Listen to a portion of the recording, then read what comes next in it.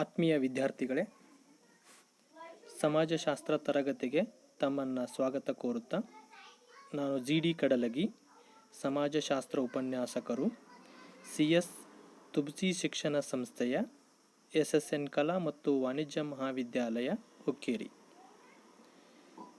ಇವತ್ತಿನ ದಿನ ನಿಮ್ಮ ಪತ್ರಿಕೆ ಭಾರತೀಯ ಸಮಾಜದ ಅಧ್ಯಯನದಲ್ಲಿ ಬರುವಂಥ ಮೊದಲನೆಯ ಘಟಕ ಭಾರತೀಯ ಸಮಾಜದ ಒಂದು ಪರಿಚಯವನ್ನು ತಿಳಿದುಕೊಳ್ಳುವಂಥದ್ದು.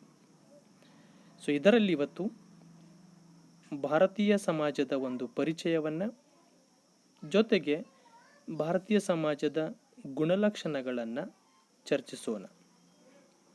Dear students, welcome to sociology class. Myself Shri GD Kadalagi, lecturer in sociology, CS Tubsi education society, SSN Arts and Commerce College, Hukkeri. This semester, your paper is Study of Indian Society. In this paper, the first unit comes Introduction of Indian Society. Today, we will discuss introduction about the Indian society and major features of Indian society. ಪ್ರಾಸ್ತಾವಿಕವಾಗಿ ತೆಗೆದುಕೊಂಡ್ರೆ ಭಾರತೀಯ ಸಮಾಜದ ಕುರಿತು ಭಾರತೀಯ ಪರಂಪರೆ ಮತ್ತು ಸಂಸ್ಕೃತಿಗೆ ಅತಿ ಪುರಾತನವಾದ ಐತಿಹಾಸಿಕ ಹಿನ್ನೆಲೆ ಇರುವಂಥದ್ದನ್ನು ನಾವು ಕಾಣ್ತೀವಿ. ಭಾರತೀಯ ಸಂಸ್ಕೃತಿಗೆ ಆಧಾರ ಸ್ತಂಭಗಳಾಗಿ ಭಾರತೀಯ ಜೀವನಕ್ಕೆ ತಾತ್ವಿಕ ತಳಹದಿಗಳಾಗಿ ಇರುವಂಥವುಗಳು ವರ್ಣಾಶ್ರಮ ಧರ್ಮ ವ್ಯವಸ್ಥೆ, ಪುರುಷಾರ್ಥಗಳು ಮತ್ತು ಸಂಸ್ಕಾರಗಳು. 4 ವರ್ಣಗಳು, 4 ಆಶ್ರಮಗಳು, ಅವುಗಳನ್ನೇ ನಾವು ವರ್ಣಾಶ್ರಮ ಅಂತ ಕರಿತೀವಿ. ಹಾಗೆ ಪುರುಷಾರ್ಥಗಳು, ಜೊತೆಗೆ ಹಲವಾರು ಸಂಸ್ಕಾರಗಳು. ಇವೇ ಭಾರತೀಯ ಸಾಮಾಜಿಕ ಜೀವನದ ತಳಹದಿಗಳು ಅಥವಾ ಆಧಾರ ಸ್ತಂಭಗಳು. ಪರಿವರ್ತನೆ ಸಮಾಜದ ಒಂದು ಆಯಾಮವಾದರೆ, ಸ್ಥಿರತೆ ಮತ್ತು ನಿರಂತರತೆ ಅದರ ಮತ್ತೊಂದು ಆಯಾಮವಾಗಿದೆ. ಅಷ್ಟೇ ಅಲ್ಲದೆ ಭಾರತೀಯ ಸಮಾಜ ಒಂದು ವಿಶಿಷ್ಟ ಪರಂಪರೆಯನ್ನು ಹೊಂದಿದೆ. ಭಾರತವು ಒಂದು ಬಹುವಿಧ ಸಮಾಜವಾಗಿ ನಿರ್ಮಾಣಗೊಂಡಿದೆ. ವಿವಿಧ ಧರ್ಮಗಳು, ಜಾತಿ ಜನಾಂಗಗಳು, ಭಾಷೆ, ವಿಭಿನ್ನ ಸಾಮಾಜಿಕ ವರ್ಗ ಸಮೂಹಗಳು ಭಾರತೀಯ ಸಮಾಜವನ್ನು ಇನ್ನಷ್ಟು ವಿಶಿಷ್ಟೀಕರಿಸಿವೆ. ಅದಕ್ಕಾಗಿಯೇ ಭಾರತವನ್ನು ನಾವು ಜಗತ್ತಿನ ಒಂದು ಸೂಕ್ಷ್ಮ ರೂಪವೆಂದು ಕರೆಯುತ್ತೇವೆ. Dear students, Indian tradition as well as culture had a long back history and also some philosophical and cultural basis to Indian people's life. They are Varnashrama Dharma system, 4 Varnas and 4 Ashramas, even Purusharthas and Samskaras. They are the main pillars to Indian life. Change is one of way of society, and the same way another one way of society is stability and continuity. And India had a diversity almost all in the nature of in their culture as well as tradition. So we called India is a pluralistic society. It had a diverse religions, caste, races, languages, even different social classes and groups. They all are the unique the social society. So we called India is the epitome of the world. ಭಾರತೀಯ ಸಮಾಜದ ಕೆಲವೊಂದು ವಿಶಿಷ್ಟ ಗುಣಲಕ್ಷಣಗಳನ್ನು ನೋಡೋದಾದರೆ, ಭಾರತೀಯ ಸಮಾಜ ಅಂದ್ರೇ ಏನು ಅನ್ನುವಂಥದ್ದು ಅದರ ಗುಣಗಳನ್ನು, ಅದರ ಸ್ವರೂಪವನ್ನು ನೋಡಿದಾಗ ಗೊತ್ತಾಗ್ತದೆ. ಸೊ ಭಾರತೀಯ ಸಮಾಜದ ಮೊದಲನೆಯ ಒಂದು ವಿಶಿಷ್ಟ ಗುಣ ಎಂದರೆ, ಭಾರತೀಯ ಸಮಾಜಕ್ಕೆ ಧರ್ಮ ಕೇಂದ್ರ ಬಿಂದು. ಭಾರತೀಯ ಸಮಾಜಕ್ಕೆ ಧರ್ಮವೇ ಕೇಂದ್ರ ಬಿಂದು ಅಂತ. ಧರ್ಮ ಮತ್ತು ಆಧ್ಯಾತ್ಮಿಕತೆ ನಮ್ಮ ಸಾಮಾಜಿಕ ಸಂಘಟನೆಗೆ ಕೇಂದ್ರ ಬಿಂದುಗಳಾಗಿವೆ.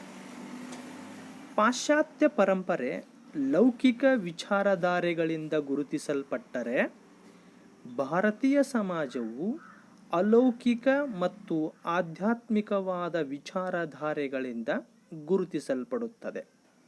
ಅದಕ್ಕಾಗಿಯೇ ಸ್ವಾಮಿ ವಿವೇಕಾನಂದರ ಒಂದು ಮಾತನ್ನು ನಾವಿಲ್ಲಿ ನೆನಪಿಸಿಕೊಳ್ಳುತ್ತೇವೆ.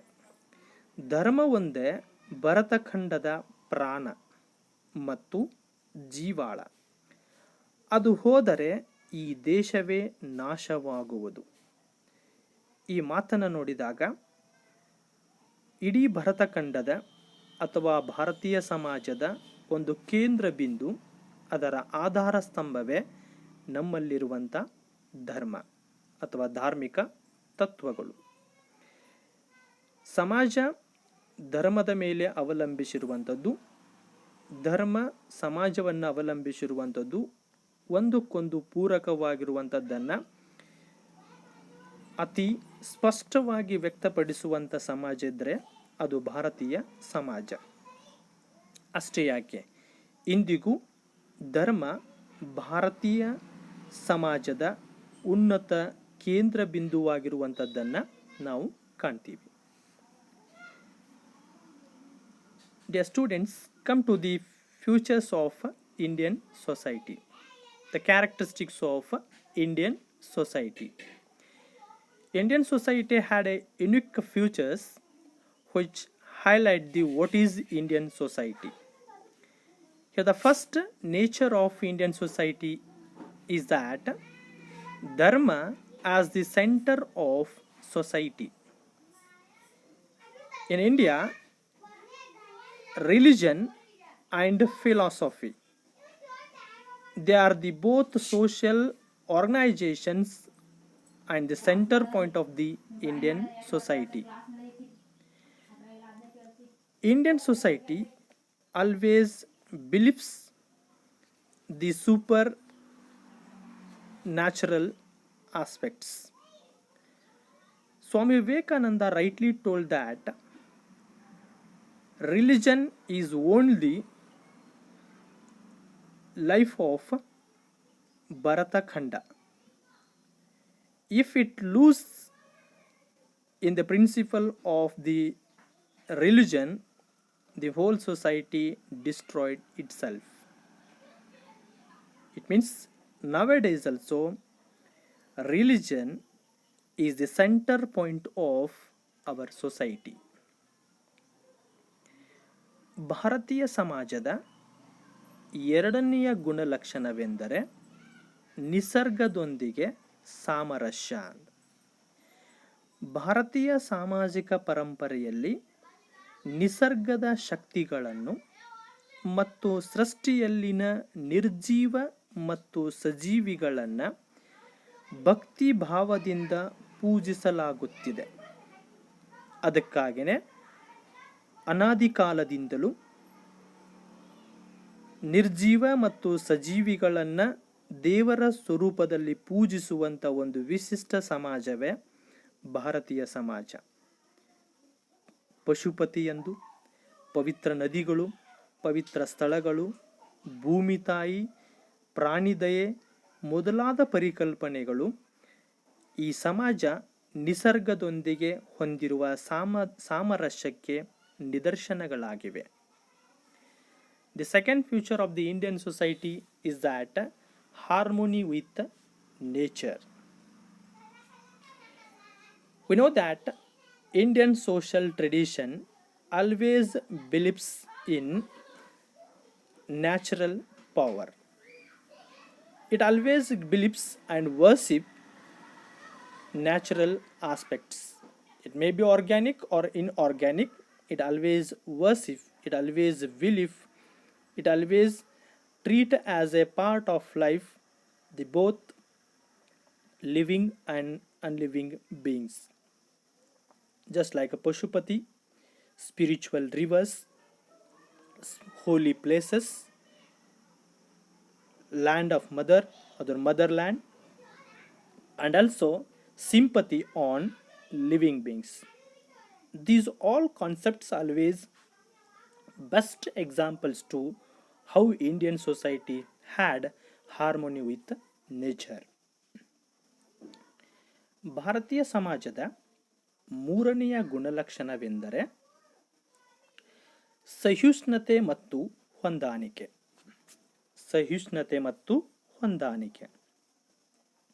ಭಾರತೀಯ ಸಮಾಜದಲ್ಲಿ ಸಹಿಷ್ಣುತೆ ಮತ್ತು ಹೊಂದಾಣಿಕೆ ಹಾಸುಹೊಕ್ಕಾಗಿರುವುದರಿಂದ ವಿಭಿನ್ನ ಬಾಹ್ಯ ಸಂಸ್ಕೃತಿ ಮತ್ತು ಪರಂಪರೆಗಳು ಭಾರತೀಯ ಸಮಾಜದೊಂದಿಗೆ ವಿಲೀನಗೊಂಡಿವೆ.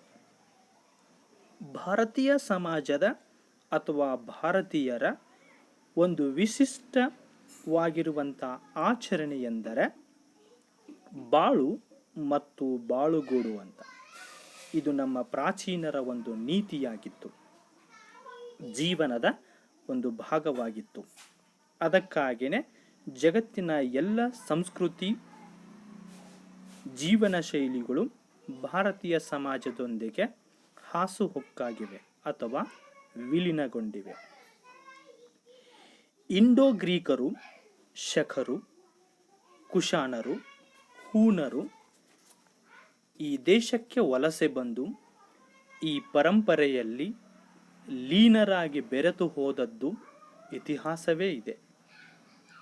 ಅದಕ್ಕಾಗಿ ಎಲ್ಲವನ್ನ ಸಹಿಸಿಕೊಳ್ಳುವ, ಎಲ್ಲದರ ಜೊತೆ ಹೊಂದಾಣಿಕೆ ಮಾಡಿಕೊಂಡು ಹೋಗುವುದೇ ಭಾರತೀಯ ಸಮಾಜದ ಒಂದು ವಿಶಿಷ್ಟ ಗುಣ.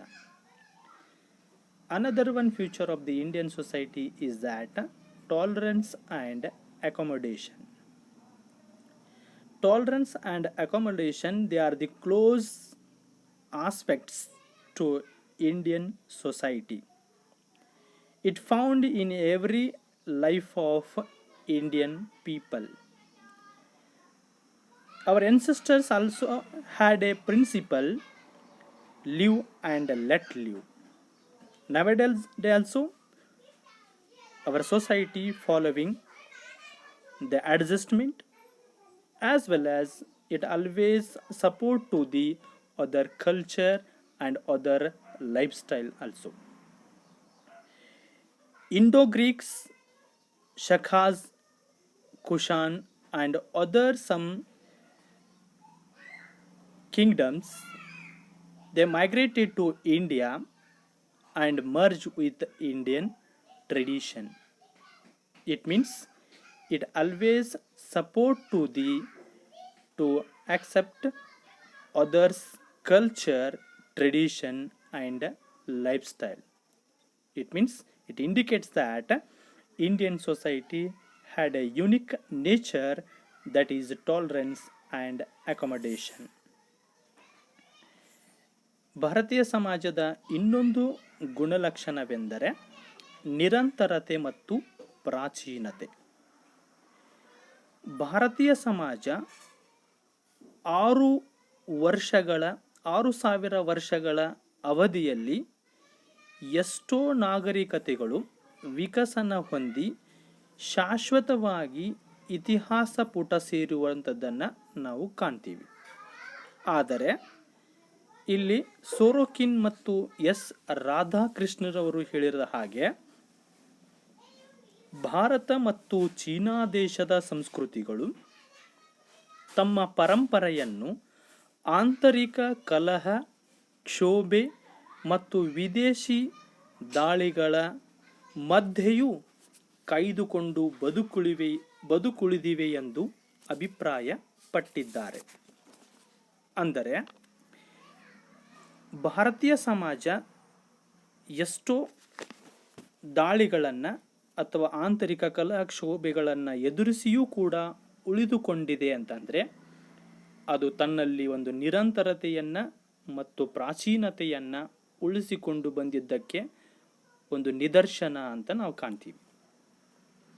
Fourth character is continuity and antiquity or ancient.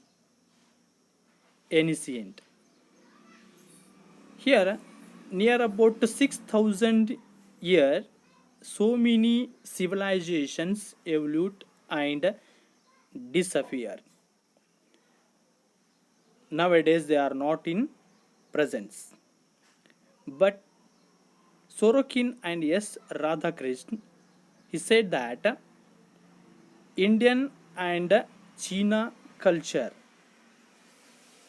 they only survive or save their tradition yet today. They also faces many internal conflicts and some other situations, but yet today they are maintaining their continuity and ancient aspects. It means it is also a most important feature of Indian society. Dear students, remaining characteristics we discuss in next class.